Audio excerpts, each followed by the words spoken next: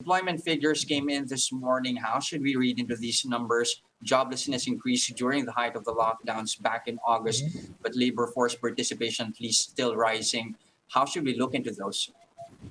Yeah, well, it was largely expected that there's going to be a jump.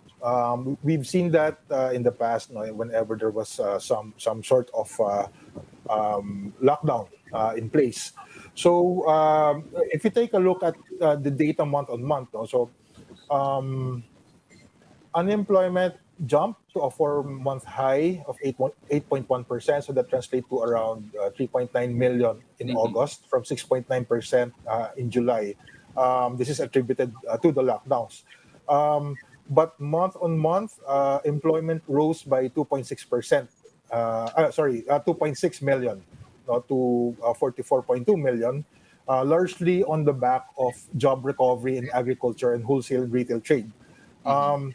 The labor force also expanded by 7.5% month on month.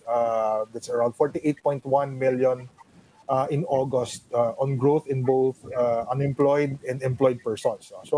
Um, the way to look at it is that despite the lockdown, we're still seeing some green shoots in terms of employment uptake. No? Um, Mhm. like I mentioned earlier, that was largely expected because of the lockdowns, but at least the trajectory that is showing month on month, it could be some improvements on the back of, like what our economic manager said. Filipinos are learning to manage the risks more, so that translates to better employment outcomes as well. Mhm.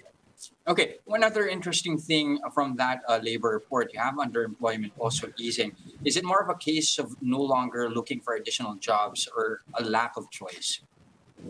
Well, the underemployment rate has been seesawing since probably around 3 to 4 months ago.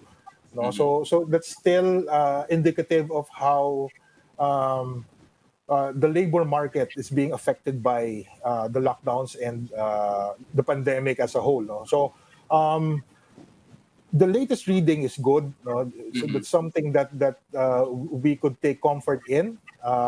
But I don't expect that to be probably level or improving in the next couple of months. Now we have to contend with the uncertainties that we still have in the pandemic. No? But all in all, it's a welcome figure to see, that the underemployment rate is actually declining.